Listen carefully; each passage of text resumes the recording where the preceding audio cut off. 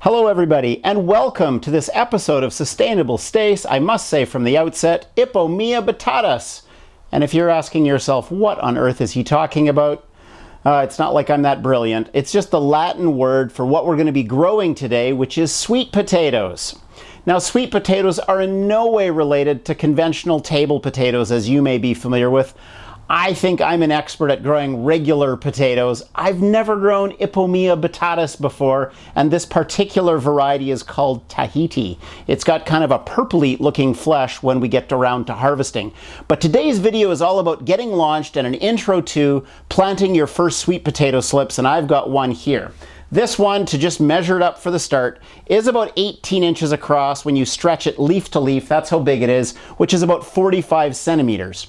Now here we are in growing zone 8. We're on the west coast of Canada, and typically outside in our weather, I wouldn't expect to grow sweet potatoes. I think I need about 100 days from now of really warm weather to be able to harvest sweet potatoes, and I expect I will have success. I always expect I'll have success because I've got a new grow house, and here we are. We're amidst all sorts of herbs, eggplants, peppers. I've got basil, rosemary, tomatoes. And I'm excited to have a lemon tree growing in here for the first time. You might have seen my video about the lemon tree, but today we are going to get sweet potatoes going, and we'll talk specifically about what they need, how they grow, and how we can set them up for success when we get them going. Here we go. I'm Stace. For me, healthy food and sustainability are totally connected. You can grow it yourself. Nature is generous.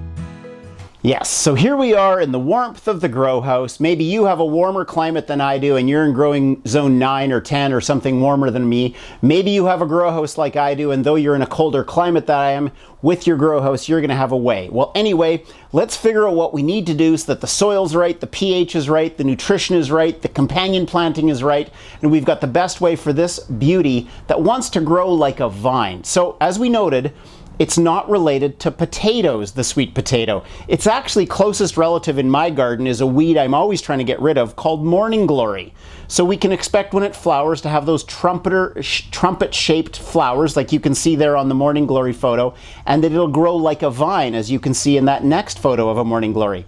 So just like I grow my vining indeterminate tomatoes here in the grow house, because I have pipes around the perimeter at the ceiling level and hooks off those pipes with twine coming down, I clip my tomatoes, as you can see in the background, on there, and then they vine up. So I'm expecting to put this right over here in a moment in the corner of my grow house with twine that will come down and be clipped just like my tomato vines.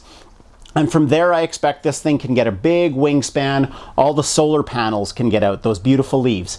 And again, unlike conventional potatoes, these leaves are edible, so I'm looking forward to doing all sorts of cool things like eating both the leaves and the tubers that are going to come from this sweet potato. Now, because we're looking at really a root crop, we don't want to focus when we're setting up the soil with a pile of nitrogen that's all going to go to leaves. We want to really focus on what's going to happen underground and the strength of the fruiting underground. So I'm really focusing on a few things when I'm going to dig the hole and plant it. First of all, freshly harvested compost out of my compost heap. It was nice and warm and steaming yesterday when I dug it up, and I've got like 10 or 15 pounds of it here. So I'm planning to dig a big hole and pretty much sink this sweet potato nice and deep, part of its vine down into the soil in lots of compost.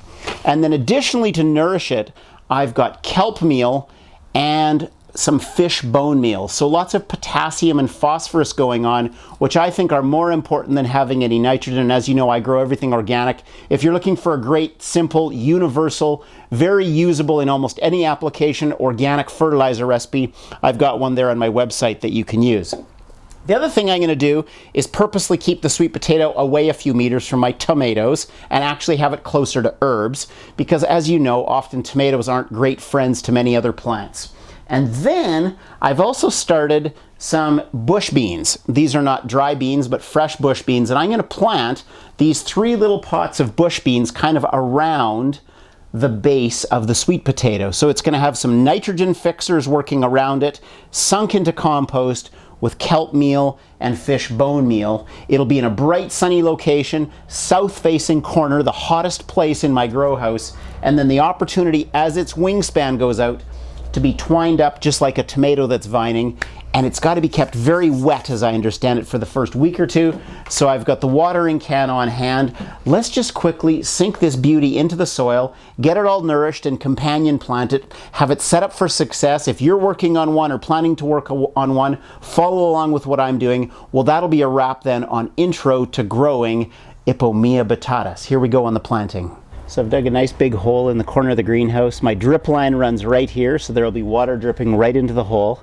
I then filled that hole with that entire bucket of compost. I'll add back a little bit of the soil that I pulled out, but this is all the composty and rotting roots from what's been growing in here previously.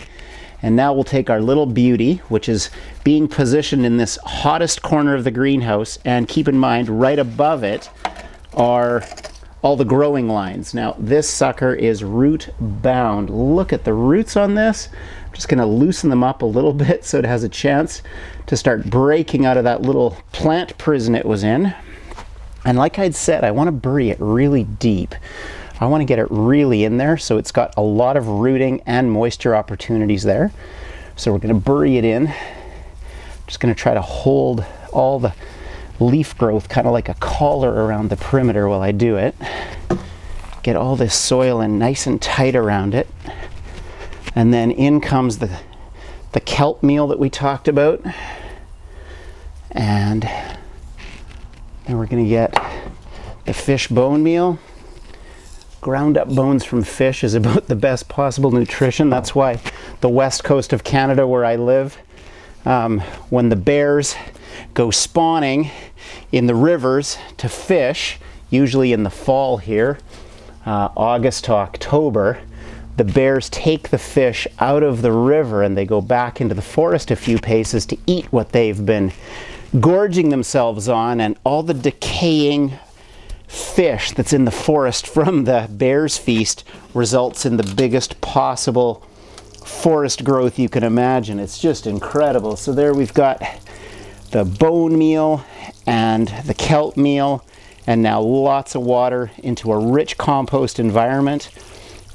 And there's just one or two finishing touches to put on this and we'll have her. That's looking good so far. Final thing I want to do, as I'd said, is surround it with these nitrogen fixing bush bean plants, which also are on a row of the drip line. I'm not certain how well the beans themselves will do here, but I know they always end up blessing their neighbors. So this isn't so much about trying to harvest bush beans, it's about harnessing the bush beans so that they will benefit this lovely Ipomoea batata. So there's one there, and we'll get our final one over in this far corner. Settle it in there, and ooh, that's happy. So now we've got three little twin bush bean companion plants all surrounding this little fella, and we know it's 45 centimeters across, and we've marked it as day one. And so from here we'll start to see how it vines and how it grows. Lots of nutrition and keeping it moist, just like the tropics where it's native to. And we'll see how it does. Thanks for joining me for Ipomoea batatas 101, the intro to sweet potato growing. I've got it all nestled here with my 3 bean plants around it, and I've put cardboard and coffee sacks there, and the drip water is underneath, so it's all nestled in and ready to grow. So we're going to keep you updated to see how it goes, and hopefully you're inspired to plant some sweet potatoes if you can access some slips where you live, and we'll see how your progress goes as well. Have a good one.